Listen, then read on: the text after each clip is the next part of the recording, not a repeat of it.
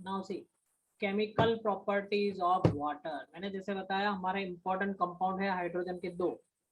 कौन कौन से दो कंपाउंड है? Water and hydrogen peroxide. उसमें स्टार्ट करते हैं hydrogen peroxide, sorry water start करते हैं। सबसे पहले वाटर की प्रॉपर्टीज। वाटर की प्रॉपर्टी देखें। कॉन्सेंट्रेशन ऑफ वाटर इज 55.55 मोल पर लीटर। मोलारिटी हमेशा याद रखना, वाटर की मोलारिटी कितनी होती है? 55.55। इसके न्यूमेरिकल अपन चैप्टर नंबर 1 में कर चुके हैं कि वाई वाटर की मोलारिटी ऑलवेज 55.55 होती है। जिसको डाउट है जब भी ऑफलाइन में कोई आओ तो मुझे पूछ लेना। Because of it is self ionization, H3O plus H3O is equal to OH minus equal 1 into 10 power minus 7. This we have seen in which chapter? Chapter number 7 equilibrium में हमने देखा था कि OH माइनस और H माइनस का concentration कितना होता है, H प्लस का concentration always 10 power minus 7 molar होता है। ठीक है, और ये इक्वेशन भी हमने देखा था H2O plus H2 is H3O plus and OH minus. This is the first property. और सेकेंड प्रॉपर्टी उनका कॉन्सेंट्रेशन 10 पावर माइनस 7 होगा, इसलिए उसके पीएच दोनों के पीएच एंड पीओएच भी क्या होगा? 7 होगा। Hence it's a neutral solvent. Actually neutral की जगह अब वर्ड क्या आएगा? एग्जैक्ट वर्ड क्या है? Amphoteric nature. एम्फोटेरिक का मतलब क्या हुआ था? Behaves as acid and base both. ठीक है, तो यहाँ पे नीचे लिखा हुआ देखो, it is water is amphoteric. कैसे तो समझ लेते हैं। देखो वाटर इज एम्फोटेरिक। देखो यहाँ पे NH3 क्या है? बेस। NH बेस जब एसिड के साथ रिएक्शन करेगा तो ये क्या मिल रहा है हमें? देखो एसिड प्लस बेस। यहाँ पे ये H2S क्या है? एसिड। पर यहाँ पे जो वाटर है इट बिहेव्स एज बेस, तो हमें ये रिएक्शन मिल रहा है। यहाँ पे H2O क्या है? एज अ बेस रिएक्शन कर रहा है, एसिड के साथ रिएक्शन कर रहा है। दैट मीन्स यहाँ पे अगर आप चेक करो तो एसिड H2 एसिड की तरह भी बिहेव कर रहा है और बेस की तरह भी बिहेव कर रहा है। That's why it is amphoteric.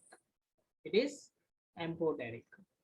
Next, redox reaction with more electropositive element. It reduces hydrogen ion in water as oxidizing agent. ये अपन 10th में भी पढ़ चुके हैं। कोई भी मेटल होगी वाटर के साथ रिएक्शन करके वो क्या देने वाला है? हाइड्रोजन गैस रिलीज करेगा। ओके, ये वाटर की प्रॉपर्टी है। Next, photochemical reaction, photosynthesis, 6CO2 plus 6H2O gives O2 is liberated in photochemical reaction. ठीक है, तो ये क्या है? It's one type of reducing agent. वो देखते हैं आगे। देखो तो वाटर का फॉर्मेशन, वाटर का यहाँ पे काम क्या है? 6CO2 प्लस 6H2 की C6H12O6 ग्लूकोज प्लस हमें क्या मिलता है? ऑक्सीजन। ये भी एक प्रॉपर्टी है। Next, as a reducing agent it reduce fluorine to F minus. यहाँ पे हम समझ लेते हैं। देखो अभी रेडॉक्स हम पढ़ चुके हैं। जब भी फ्लोरीन H2 के साथ वाटर करेगा तो हमें F माइनस देता है, जिसका ऑक्सीडेशन नंबर क्या हो गया? -1। इसका ऑक्सीडेशन नंबर क्या हो गया? 0। अगर ऑक्सीडेशन नंबर 0 में से -1 हो रहा है, यानी ऑक्सीडेशन नंबर क्या हो रहा है? डिक्रीज हो रहा है कि इंक्रीज हो रहा है? डिक्रीज हो रहा है कि इंक्रीज हो रहा है?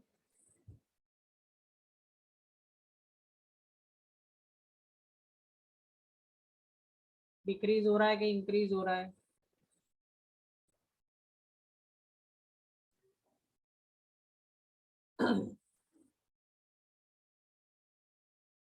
भाई ऑक्सीडेशन नंबर इंक्रीज हो रहा है कि डिक्रीज हो रहा है?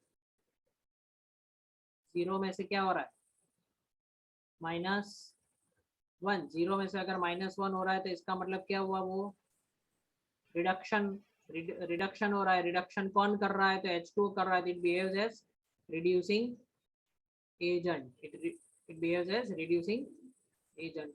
Hydration reaction of water. Hydration reaction of water तो देखते हैं। देखो सबसे पहला hydration reaction, hydration that mean addition of water. जब P4O10 में H2 ऐड होगा तो H3PO4 मिलेगा। AlCl3 में 6H2 होगा तो AlH2O6 बनेगा। SI सिलिकॉन ट्राइक्लोराइड में से H2 मिक्स होगा तो SiO2 सिलिकार 4 HCl मिलेगा। कैल्शियम नाइट्राइड में H2 ऐड होगा तो COH ट्वाइस होगा। ये सारे रिएक्शन आपको एज अ प्रॉपर्टी रट्टा मारने। some compounds are hydrous, hydrous the number of molecules of water associated with it is called water of crystallization. याद रखना, ये 10th में भी था। जैसे अगर आपको कॉपर सल्फेट का फॉर्मूला पूछते हैं तो कॉपर सल्फेट का फॉर्मूला याद रखने के लिए chemistry point of view CuSO4 होता है, बट एक्चुअली इसका फॉर्मूला क्या होता है, CuSO4 into 5H2O। ये ब्लू कलर का होता है, और ये जो ब्लू कलर का सॉल्यूशन है, यहाँ पे जो H2 होता है वो it is called water of crystallization. Hydrous होता है, हाइड्रस यानी वाटर मॉलिक्यूल इसके क्रिस्टल के अंदर ट्रैप हो चुके हैं। FeSO4 it is into 7H2O, so this 7H2O is water of crystallization. BaCl2 to twice H2O, so this is called water of crystallization. It also combines as ligand to form complex salts. ये याद रखना, अपन 12th में इसके ऊपर पूरा 40 page का chapter है ligands. तो लिगेंड्स क्या होता है तो याद रख लो, लिगेंड्स ऐसे एटम्स और एलिमेंट्स और ग्रुप होते हैं जो मेटल को इलेक्ट्रॉन पेयर डोनेट करते हैं। जिसको लिखना हो साइड में लिख के रखे अभी के लिए, बाकी 12th में तो आने ही वाला है। लिगेंड मेटल को क्या करता है, इलेक्ट्रॉन डोनेट करके वो कोऑर्डिनेट कोवेलेंट बॉन्ड बनाता है। तो जरा यहाँ पे सीख लेते हैं कोऑर्डिनेट कोवेलेंट बॉन्ड क्या होता है। देखो ए और बी दोनों एक दूसरे के एक एक इलेक्ट्रॉन शेयर करेंगे, तो ये कोवेलेंट बॉन्ड बनता है। कौन सा, कोवेलेंट बॉन्ड बनेगा। बट ए के पास कुछ है नहीं, बी के पास, यानी ए के पास समझ लो 2 इलेक्ट्रॉन है, बी के पास कुछ है नहीं शेयर करने के लिए, तो ये क्या करेगा, ये थोड़ा सेवा भावना दिखाएगा अपनी कि ए क्या करेगा, ये कहता है कि भाई मैं तेरे को पूरे मेरे इलेक्ट्रॉन दे देता हूँ, तो तू मेरी पार्टी में आ जा। तो ए और बी के बीच क्या बनेगा, बॉन्ड बनेगा। This is called coordinate bond, coordinate covalent bond भी कहते हैं उसको। ठीक है, तो इसे ऐसे कंपाउंड जिसके अंदर कोऑर्डिनेट कोवेलेंट बॉन्ड बनते हैं उसको हम कहते हैं कॉम्प्लेक्स सॉल्ट्स। तो अपन 12th में डिटेल में पढ़ेंगे उसको, कॉम्प्लेक्स सॉल्ट या फिर कोऑर्डिनेशन कंपाउंड्स भी कहते हैं। Now NiH2O6 twice NO3 minus CrH2O6 and Cl3 minus, ये सारा आपका अभी रट्टा मारना है, कॉम्प्लेक्स सॉल्ट्स कहते हैं इसको। कॉम्प्लेक्स सॉल्ट को हमेशा स्क्वायर ब्रैकेट में लिखा जाता है, जैसे यहाँ पे लिखा हुआ है स्क्वायर ब्रैकेट में। इसके पीछे बहुत सारी स्टोरी है कि स्क्वायर ब्रैकेट का क्या मतलब होता है, वो अपन उसके बाद देखेंगे। चलो नाउ एक नया टॉपिक आ रहा है, hard water and soft water. Hard water किसको कहते हैं, तो जैसे ही अपने आइस जो होता है, वाटर को आप क्या करोगे, फ्रीज में रख दोगे किसी बॉटल में भर के या फिर किसी बर्तन में रख के, और फिर वाटर क्या हो जाता है, सॉलिड हो जाता है, यानी हार्ड हो जाता है। उसको हम क्या कहते हैं, हार्ड वाटर कहते हैं। ऐसा बिल्कुल मत समझना, ऐसा बिल्कुल मत समझना। हार्ड वाटर का मतलब क्या होता है, आइस, ऐसा नहीं है। हार्ड वाटर का मतलब आइस है, ऐसा बिल्कुल नहीं है। तो क्या होता है हार्ड वाटर का मतलब, देखते हैं। देखो, rain water is mostly pure but some amphoteric gases mix with it. Amphoteric gases यानी एम्फोटेरिक गैसेस कौन से होते हैं, जो एनवायरमेंट है, जैसे रेन हो रहा है तो हमारे एनवायरमेंट के अंदर CO2 होते हैं, NO2, ऐसे सारे गैसेस होते हैं जो इसके साथ मिक्स हो जाते हैं। ठीक है, they are available as solid liquid gas on the surface of the earth. कौन किसकी बात कर रहे हैं, वाटर की बात कर रहे हैं।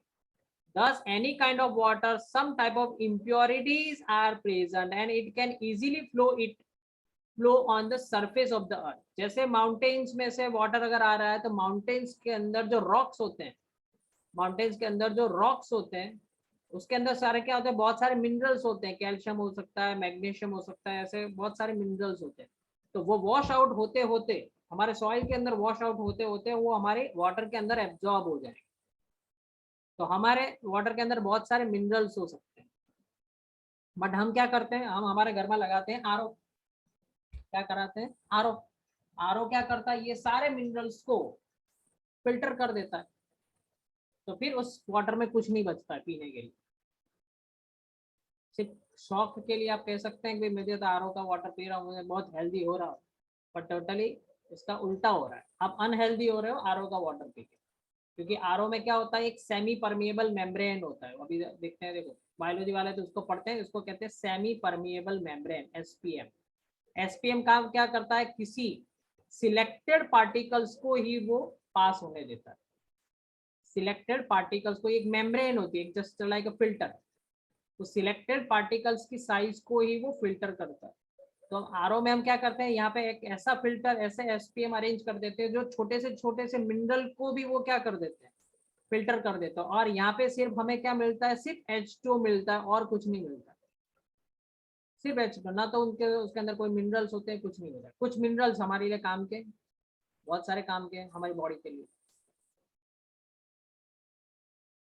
तो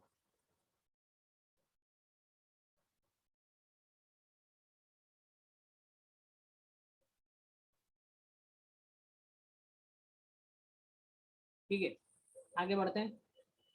देखो, तो while flowing it passes through the minerals like magnesium dolomite, magnesium hydrogen carbonate, magnesium bicarbonate, enters into the water as impurity over and above sodium hydrogen carbonate, that is called sodium bicarbonate, sodium chloride, calcium sulfate, calcium chloride, magnesium sulfate, magnesium chloride. Different minerals undergo chemical reaction and are added as impurity due to their solubility.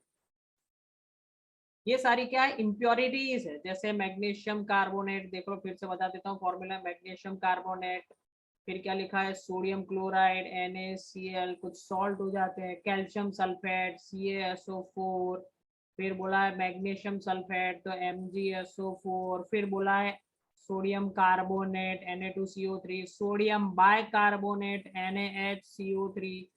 ये सारे हमारे water के अंदर as a impurity add हो जाते हैं।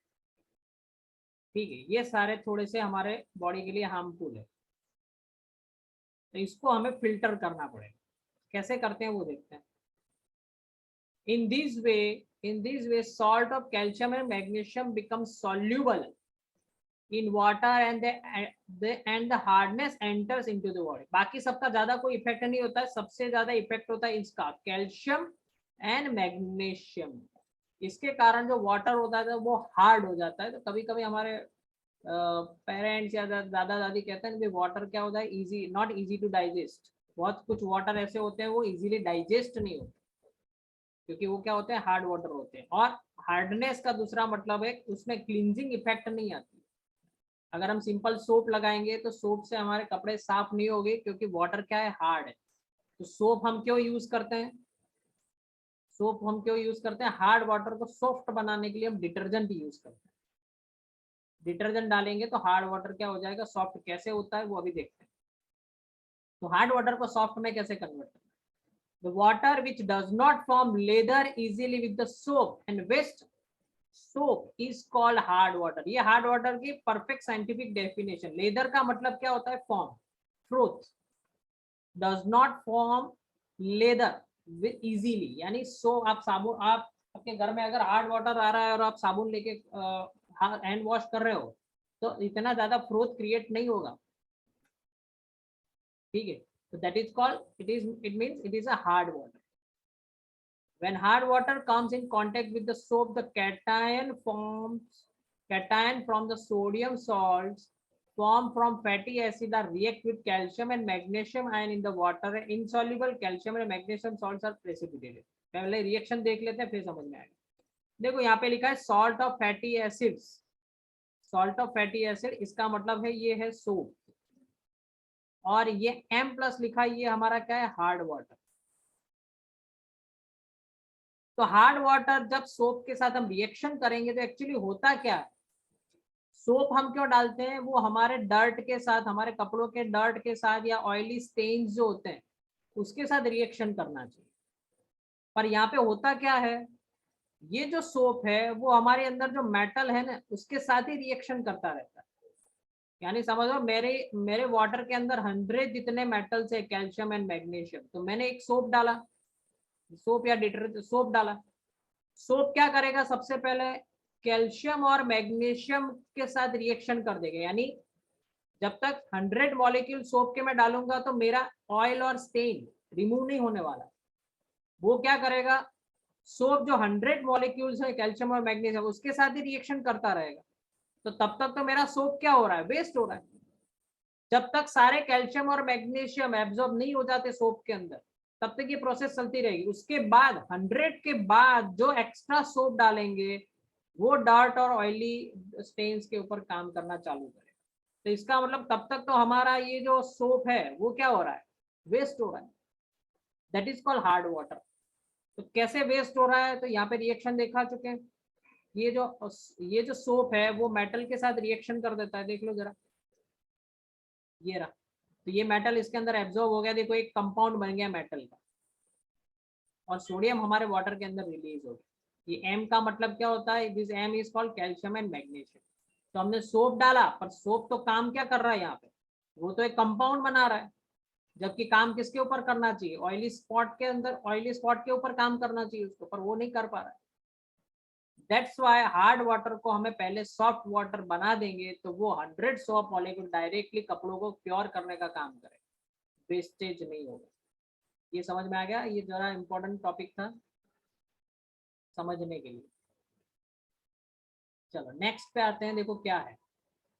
Thus, instead of removing dirt, or cleansing reaction, majority of the soap amount is changed to calcium and magnesium salt. अभी हमने देखा था सोप का काम क्या है, कपड़ों को क्लीन करने का, पर majority of the soap amount is change to calcium and magnesium salt में कन्वर्ट हो जाता है। If hard water use in the boilers, salt deposit and hence if there are problems for busting of boilers हमें क्या होता है, एक बहुत सारी इंडस्ट्रियल प्रोसेस होती है, उसमें वाटर वेपर्स क्रिएट करते हैं, हाई टेम्परेचर की जरूरत होती है, वाटर वेपर की जरूरत होती है, उसके अंदर हम यूज करते हैं क्या, बॉयलर्स। तो अगर हार्ड वाटर यूज करेंगे तो बॉयलर ब्लास्ट होने के चांसेस है, it is very dangerous. Therefore, the water used in boiler must be soft, and that is the salt of calcium and magnesium must be removed or minimized. तो hard water को soft करने के लिए हमें क्या करना पड़ेगा, कैल्शियम और मैग्नीशियम रिमूव करना पड़ेगा। तो this is the story of hard water. What is hard water? Now hardness of water is two type. First is what, temporary hardness and permanent hardness. Temporary hardness and permanent hardness. First देखो temporary hardness. Temporary hardness. In temporary hardness, the salt of calcium and magnesium dissolved in water are calcium and magnesium hydrogen carbonates. Side में लिख देता हूँ, calcium and magnesium hydrogen carbonate, यानी CaHCO3 and MgHCO3। अगर ये compound हमारे water के अंदर होंगे तो इसको कहते हैं टेम्पररी हार्डनेस। ये रहा, ये दोनों कंपाउंड, इसको कहते हैं temporary hardness. This type of hardness can be removed simply by boiling water. Water को आप बॉईल करो, देखो यहाँ पे बताया वाटर को आप बॉईल करोगे तो आपको क्या मिलेंगे, ये जरा ध्यान से देखना, यहाँ पे सॉलिड लिखा हुआ एस, यानी ये क्या बनते हैं, प्रेसिपिटेट बनते हैं। अब आप लोग तो जानते हो प्रैक्टिकल में प्रेसिपिटेट क्या होता है, एक सॉलिड सब्सटेंस क्रिएट होता है, दैट इज कॉल्ड प्रेसिपिटेट। तो आप घर पे भी ये चेक कर सकते हो, अगर आपके घर पे इम्प्योर वाटर आता है, थोड़ा सा पानी ले लो, तो अगर आप कभी कभी आप ये देखोगे, सपोज एक पूरा आपने सपोज थोड़ा सा पानी ले लो, एक या 2 लीटर, उसको गर्म करते जाओ, वाटर बॉईल करते जाओ। बॉईल करने के बाद कभी कभी आपको ऐसा दिखेगा कि यहाँ पे छोटे छोटे पार्टिकल्स, वाटर के अंदर आपको सॉलिड पार्टिकल्स दिखेंगे, या फिर उसको थोड़े टाइम छोड़ दो तो आपको नीचे यहाँ पे ऐसा लगेगा थोड़ा सा व्हाइट व्हाइट कचरा जम गया है, दैट इज नॉट डस्ट। कभी कभी ये होता है, तो that is not a dust particle, impure.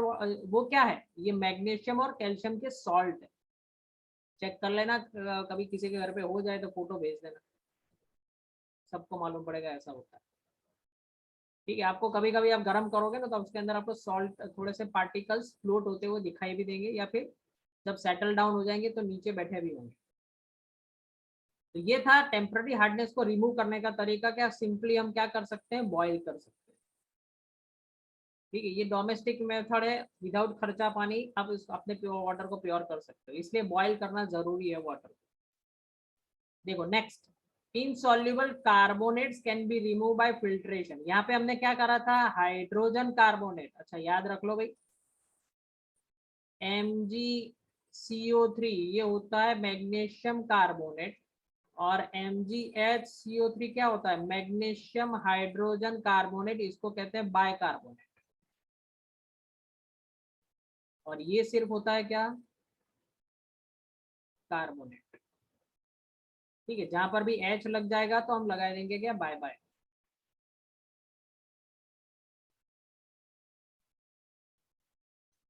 जिसको नींद आ रही हो वो मुझे बता सकता है, मैं चाय दिला दूंगा आपको, पेरेंट्स को कॉल करके। In this reaction insoluble carbonate salts of calcium and magnesium are precipitated which can be removed by filtration process। अच्छा, यहाँ पे भी हम फिल्टर कर सकते हैं। जैसे मैंने बताया था कि आप गर्म करोगे वाटर को तो ये छोटे पार्टिकल्स यहाँ पे जो पड़े होंगे उसको क्या करना है, तो सिंपल हमारे घर पे जो कपड़ा होता है उसे फिल्टर कर लेते हैं। ठीक है, वेरी इजी। यहाँ पे भी हम क्या कर रहे हैं? कैल्शियम हाइड्रोजन कार्बोनेट और कैल्शियम ऑक्साइड, हाँ अब यहाँ पे सॉरी नीचे आते हैं। In this reaction insoluble carbonate salts of calcium and magnesium are precipitated which can be removed by filtration process। This method is known as Clerk's method। This method is known as Clerk method। यहाँ पे एक चीज और रहेगी समझाना, फिर से समझ लेते हैं। So insoluble carbonates can be removed by filtration process। Temporary hardness can be removed by addition of lime water। Lime water क्या है भाई? हमारे घर पे जो होता है चूना, हमारे घर पे लगाता है ना दीवार पे, वो चूना होता है। तो आज घर पे एक काम करना, आपके घर पे जो मटकी हो, अगर आपके आसपास कहीं पर चूना पड़ा हो तो एक मुट्ठी डाल देना आपके मटकी के अंदर, आपका पानी क्या हो जाएगा? एकदम प्योर। पर फिर मुझे कॉल मत करना कि उसके बाद क्या आपकी हालत होती है। ठीक है, क्योंकि उसको कैलकुलेटेड अमाउंट में डालते हैं। ऐसा केमिस्ट्री, इतना केमिस्ट्री पढ़ के अब साइंटिस्ट मत बन जाना और मेरा नाम बिल्कुल मत देना कि सर ने ऐसा पढ़ा है। कैलकुलेटेड अमाउंट में डालते हैं। 5 लीटर में 0.5 ग्राम, 0.3 ग्राम, 0.4 ग्राम, ऐसा कैलकुलेट करके डालते हैं। ऐसा नहीं कि इतना केमिस्ट्री में पढ़ा है तो मुट्ठी भर के डाल दो चूना। This method is known as Clark method. देखो यहाँ पे हमने डाला है क्या? CaOH ट्वाइस डाला है तो उसके प्रेसिपिटेट बनेंगे। किसके? कैल्शियम कार्बोनेट और मैग्नीशियम कार्बोनेट के क्या बन जाएंगे? प्रेसिपिटेट, जिसको हम क्या कर सकते हैं? फिल्टर कर सकते हैं। तो ये हमारे यहाँ पे हमें नीचे हमें क्या मिल जाएगा? प्योर वाटर मिल जाएगा। ये टेम्पररी हार्डनेस रिमूव हो जाएगी। ये क्या हो जाएगी? टेम्पररी हार्डनेस रिमूव हो जाएगी। अब आते हैं क्या? Permanent hardness. This is what? Permanent hardness. Permanent hardness क्या है? परमानेंट हार्डनेस का मतलब वो हमेशा के लिए रहेगी, ऐसा नहीं है। परमानेंट हार्डनेस का मतलब है कि वो उसको दूर करने के लिए हमें स्पेशल मेथड यूज करनी पड़ेगी। देखो, permanent hardness enters into the water bye bicarbonates dissolved in water bye chloride and sulphate salts of calcium and magnesium. तो यहाँ पे हमारी हमारी जो वाटर है, हमारा वाटर है, उसके अंदर क्या आएंगे? सल्फेट और क्लोराइड के सॉल्ट ऐड हो जाएंगे। That should be remove. तो permanent hardness can not be remove by boiling. ये जो परमानेंट हार्डनेस है वो सिंपल बॉइल करने से, हमारे घर पे जो हम बॉइल कर देंगे तो वो नहीं जाएगी। इसके लिए हमें केमिकल मेथड यूज करनी पड़ेगी। सबसे पहले केमिकल मेथड देखो। In this method amount of washing soda, तो ये आप घर पे भी कर सकते हो। आप सबके घर पे क्या होता है? एरियल होता है, सर्फ एक्सेल होता है, निरमा पाउडर होता है। तो अपने घर पे मटकी जो है उसके अंदर एक मुट्ठी क्या डाल दोगे? आप निरमा पाउडर डाल दोगे। क्या डाल दोगे? निरमा पाउडर। ये क्या है? Washing soda. तो अगर आपने निरमा पाउडर डाल दिया तो अगर ऐसा पानी किसी ने पी लिया तो कपड़े तो धो लेंगे आपके साथ, आपकी भी धुलाई हो जाएगी। ठीक है, तो याद रखना भाई, वॉशिंग सोडा का मतलब होता है यहाँ पे Na2CO3। वॉशिंग सोडा का मतलब क्या होता है? Na2CO3। ठीक है, determines by calculation is use. देखो ऐसे नहीं डालना है, कैलकुलेट करके डालना है कि कितना डालना चाहिए। ऐसा नहीं कि मैंने सिखाया तो एक मुट्ठी में भर के डालता। By this hardness of calcium, magnesium, sulfate and chlorine is removed. Ganesh જાગે છે કે ઊંઘી ગયો ભાઈ? અરે સર જાગું જ છું. દેખાતો નથી તો. અરે સર જાગું જ તો છું એટલા માટે આન્સર આપ્યું. શું વાત કરે છે? મોટું દેખાતું નથી, ક્યાં ગયો? તારા ભાઈબંધને તો મેં કાઢી મૂક્યો. કોણ સર? રાજીવ, હર્ષિલ, હર્ષ? તારા દુશ્મન બે કોણ? હું તો અહીંયા છું. ના ના રાજીવ નહીં, હર્ષ અને હર્ષિલ. બંને દુશ્મન તારા આજે આયા નથી. હર્ષિલને કાઢી મૂક્યો. તારો નહીં, દુશ્મન હર્ષ તો જાની દુશ્મન. હજુ ઊંઘ આવે તને તો આંખો બહુ ચોળે છે. અરે ના સર, એ આંખમાં કચરો જ જાય છે. તો કચરામાં બેઠો છે કે રૂમમાં બેઠો છે? અરે સર જાય છે, હું શું કરું? એ તગડું છે. તારા રૂમમાં કચરો આવે છે, એના કરતા તારા બહાર ઉભા રહેજો. બહાર જરાય કચરો નહીં આવે. અરે સર ના, આ મારી ફેવરેટ પ્લેસ છે. કચરાવાળી તારી ફેવરેટ પ્લેસ છે? અરે એવું નહીં યાર, આઈ જા મસ્ત બેસી પાંચમાનું. એસી ચાલુ છે કે બંધ છે પાછળ? જોતું જરા.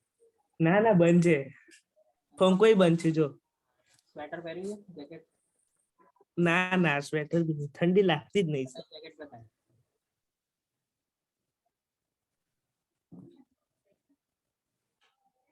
મોટું તો બતાય પણ આખું તારું અમે તરસી ગયા તારું મોટું જોવા માટે 2 અઠવાડિયે. અરે ના સર, ઉત્તરાયણ પછી મળવાનું છે ઓફલાઈન. તો મોડું નહીં બતાવે તો તને 1 મિનિટની અંદર રિમૂવ કરી દઈશ. અરે સર આટલું તો મોડું દેખાડ્યું, હજી કેટલું દેખાડું? બરાબર નહીં. મારું એક જ મોડું છે યાર. આ બધાનું જો કાવ્ય અને કાયમ હા તો બધા તો દેખાતું જ નહીં મને. નથી આવતું. કાવ્ય હાથ મૂકી દીધો છે. ઓહો હો, જોડે રહી રહીને ઓનલાઈન માં અમે થોડા હોશિયાર થઈ ગયા ટીચરો. કે તમારી બધી ટ્રિક્સ કેવી હોય છે. ઓનલાઈન માં સર બધા હોશિયાર હોય, ઓફલાઈન માં જ હા? ના સર. તો મોઢું નહીં દેખાડે ને 1 મિનિટમાં રિમૂવ કરું છું. અડધી મિનિટ અરે સર આટલું તો મોડું દેખાડ્યું, હજી કેટલું દેખાડ્યું યાર? આખું જ. અરે ના સર બસ. ના ફૂલ અરે આટલું નહીં દેખાડ્યું તું ડિસાઈડ કર. સર, મારું એક જ મોડું છે યાર. રિમૂવ કરું છું તને. અરે સર અને આ બધું રેકોર્ડ પણ થાય છે, જોઈ લેજો. હું તને રિમૂવ કરી તો તારા પપ્પાને પ્રૂફ પહોંચે. સર કરું 1 મિનિટમાં બસ. અરે 1 મિનિટમાં કરું sir. 30 seconds. Your time starts now. चलो अभी देखो. अरे 1 मिनटમાં करूँ सर. Cl2 plus Na2CO3. देखो यहाँ पे रिएक्शन है. MCl2 का मतलब क्या हुआ? Hardness in the form of chlorides. MSO4 का मतलब क्या हुआ? Hardness in the form of sulphate. और M का मतलब क्या हुआ यहाँ पे? Calcium and magnesium. Calcium and what? Magnesium. तो देखो यहाँ पे क्या बन रहा है फिर से. MCl2 का Na2CO3 के साथ रिएक्शन करेंगे. MCO3 मेटल कार्बोनेट्स के क्या मिलेंगे हमें? प्रेसिपिटेट मिलेंगे which we can filter out. यहाँ पे भी मैग्नीशियम कार्बोनेट यानी कैल्शियम कार्बोनेट या फिर मैग्नीशियम कार्बोनेट के हमें क्या मिलेंगे? प्रेसिपिटेट मिलेंगे. Thus we can remove this magnesium and sulfate. Magnesium and sulphate hardness. अब दूसरी कौन सी हार्डनेस होती है वो देखते हैं और इसको कैसे रिमूव करते हैं वो देखते हैं. यस देखो एक बहुत ही बढ़िया कंपाउंड है सोडियम हेक्सामेटाफॉस्फेट. क्या नाम है? छोटा सा नाम है उसका, सोडियम हेक्सामेटाफॉस्फेट. इसका बहुत ही सिंपल इजीएस्ट फॉर्मूला है. क्या है? Na2 Na6P6O18 calcium. ठीक है, ये क्या है? Sodium hexametaphosphate. Calcium hexametaphosphate. Calcium and magnesium ions can be made ineffective. Sodium hexametaphospate is known as Calgon. क्या है? इसका कॉमर्शियल नाम ही कैलगॉन रखा है क्योंकि कैल्शियम गॉन. इसका नाम ही इसलिए लिखा है कि calcium gone. That is called Calgon. That is क्या है? कैलगॉन. ठीक है, तो कैलगॉन कैसे करेंगे हम यहाँ पे? Calcium gone that is Calgon. तो यहाँ पे सबसे पहले अगर आप सोडियम हेक्सामेटाफॉस्फेट लेंगे, सोडियम हेक्सामेटाफॉस्फेट लेंगे तो क्या करेंगे? देखो ये रहा सोडियम हेक्सामेटाफॉस्फेट. ठीक है, यहाँ पे क्या हो रहा है, जब इसको वाटर के अंदर डिजोल्व करेंगे तो Na+ और Na4P6O18 ये आयन बन जाएंगे, 2 सोडियम आयन रिमूव हो गए। अब ये और ज्यादा रिएक्टिव हो गया, ये और ज्यादा रिएक्टिव हो गया, और फिर क्या होगा, हमारे वाटर के अंदर जो कैल्शियम एंड मैग्नीशियम जो है, कैल्शियम और मैग्नीशियम है, उसके साथ ये रिएक्शन करेगा। तो देखो आप, पहले 4 सोडियम थे और अब कितने बच गए, 2 सोडियम बचे, और बाकी के 2 सोडियम जो है वो हमारे वाटर में रिलीज कर देगा। आप कहोगे सर सोडियम वाटर में रिलीज करा, कुछ होगा नहीं, कुछ नहीं होगा, इतना ज्यादा सोडियम रिलीज नहीं करता, बहुत ही ट्रेस अमाउंट में, बहुत ही स्मॉलर अमाउंट में वो सोडियम रिलीज करता है। पर यहाँ पे बेनिफिट क्या हो रहा है कि हमारे वाटर के अंदर जो हार्डनेस थी कैल्शियम और मैग्नीशियम की, वो एक, ध्यान से देखना, इस तरह के कंपाउंड में वो कॉम्प्लेक्स सॉल्ट बन जाते हैं। तो मैंने अभी आपको ये सिखा देता हूँ कि क्या है। देखो, इस कंपाउंड के अंदर, इस टाइप के स्ट्रक्चर के अंदर जो भी कंपाउंड होगा वो कभी आयोनाइज नहीं होता है। जैसे यहाँ पे लिखा है AB6, तो इसके अंदर के जो कंपाउंड है वो नॉर्मल प्रोसेस से कभी टूटते नहीं है क्या, यानी इसका कभी आयोनाइजेशन नहीं होगा, A+ और B- में कभी आयोनाइजेशन नहीं होगा। यानी अगर एक बार इसका ये A और B के अगर कॉम्प्लेक्स सॉल्ट बन गया, अगर कॉम्प्लेक्स सॉल्ट बन गया तो वो कभी भी ब्रेक डाउन नहीं होगा। यहाँ उसको ब्रेक करने के लिए फिर स्पेशल केमिकल मेथड यूज करनी पड़ेगी। तो इसका मतलब ये होगा कि यहाँ पे अगर ये कॉम्प्लेक्स सॉल्ट बन गया है, इसको देखो स्क्वायर ब्रैकेट में रखा है, इसका मतलब यहाँ पे ये जो मेटल जो है वो अंदर ट्रैप हो चुकी है, किसके अंदर, सोडियम हेक्सा मेटाफॉस्फेट का जो स्ट्रक्चर था उसके अंदर वो ट्रैप हो चुके हैं। मेटल कौन सी हमारे लिए, कैल्शियम और मैग्नीशियम। तो हमारे वाटर में से पूरा का पूरा कैल्शियम और मैग्नीशियम उसने खींच लिया है। गणेश, हजू तारू 3/4 मोड़ देखा है। હવે સર શું કરું યાર, પૂરું તો મોડું દેખાડ્યું. મજા ના આવે બેન, તારું મોડું સર જોયા ઓફલાઈન આવું ને ત્યારે. તને મોડું, તારું મોડું જોઈને અમને ઇન્સ્પિરેશન મળે, વી કેન ફીલ ફ્રેશ. ના સર, ઓનલાઈન લેક્ચરમાં કોણ ફ્રેશ થાય? चलो नेक्स्ट, अभी आइए तारा ऊपर आइए। चलो नेक्स्ट मेथड जो है that is ion exchange method. Ion exchange method, बहुत नाम बहुत सरस से जो भाई, द मेथड और डिस्प्लेसिंग और exchanging calcium and magnesium present in soluble form in permanent hardness by Na+ ion is called calcium ion exchange. थोड़ा सा छोटा स्टेटमेंट है, कुछ भी थोड़ा सा छोटा स्टेटमेंट है। देखो क्या है, द मेथड ऑफ डिस्प्लेसिंग और एक्सचेंजिंग, यानी कैल्शियम और मैग्नीशियम को हम एक्सचेंज कर देंगे in the form of permanent hardness by water.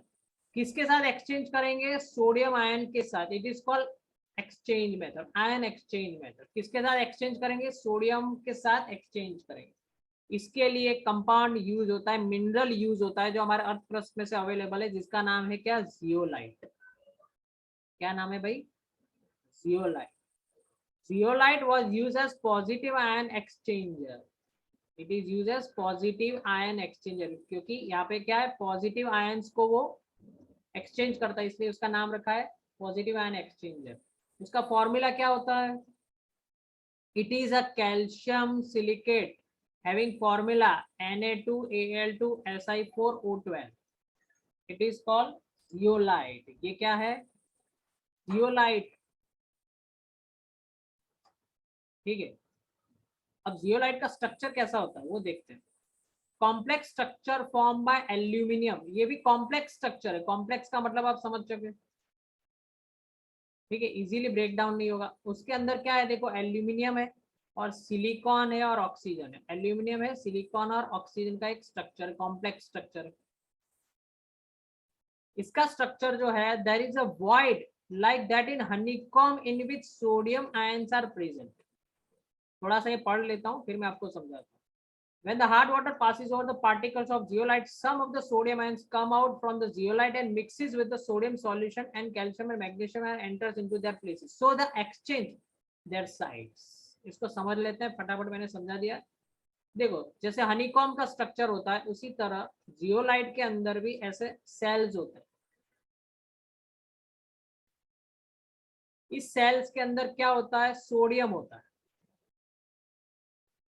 इस सेल्स के अंदर होता है सोडियम Na+। ठीक है, जब भी इसके ऊपर हम वाटर पास करेंगे, इसके ऊपर से हम क्या पास आउट करेंगे, वाटर। तो वाटर के अंदर का जो कैल्शियम और मैग्नीशियम जो होगा, वाटर के अंदर का जो कैल्शियम एंड मैग्नीशियम जो होगा वो कहाँ चला जाएगा, वो बाहर चला जाएगा।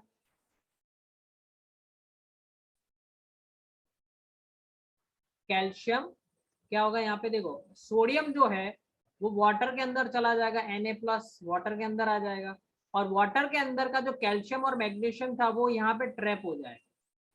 किसके अंदर, इस सेल्स के अंदर कैल्शियम और मैग्नीशियम क्या हो जाएंगे, ट्रैप हो जाएंगे। तो इन शॉर्ट हमारे वाटर की जो हार्डनेस थी वो क्या हो गई, रिमूव हो गई। ये यहाँ पे रिप्लेस कर देगा कैल्शियम और मैग्नीशियम को, सारे सोडियम कहाँ पे आ जाएंगे, बाहर आ जाएंगे वाटर के अंदर। तो this is called ion exchange method. यहाँ पे भी एक्सचेंज ऑफर अवेलेबल है। ठीक है रुतवी, तो यहाँ पे नहीं देखती, Yes, sir. something interesting is going on around you. Let's share with everybody. समझ में आ गया भाई? So they exchange, देखो so they exchange there and Na+ is released. This way hardness of water can be removed. ये मैंने आपको समझा दिया। देखो नाउ क्या है, the used zeolites can be again made efficient by reuse because calcium and magnesium in them can also be exchanged. अब ये प्रॉब्लम क्या हुआ, इसका बेनिफिट एक और है कि यहाँ पे क्या हुआ, ये हनीकॉम जैसा जो स्ट्रक्चर था उसके अंदर कौन बैठ गया है, कैल्शियम एंड मैग्नीशियम। उसको वापिस अगर यूज हमें करना है, अगर हमें वापिस यूज करना है तो हम क्या करेंगे, इसको फिर से सोडियम के साथ रिएक्शन यानी NaCl के साथ रिएक्शन करवाएंगे। तो वापिस NaCl के साथ रिएक्शन करवाएंगे, क्या होगा, तो ये मैग्नीशियम जो है उसकी जगह वापिस क्या आ जाएंगे, सोडियम आ जाएंगे। वापिस सारे सोडियम यहाँ पे आ जाएंगे हनीकॉम वाले स्ट्रक्चर के अंदर, और फिर से ये पावरफुल हो गया हमारे वाटर को प्योर करने के लिए। That means we can reuse this zeolite, इसको हम जियोलाइट वापिस यूज कर सकते हैं।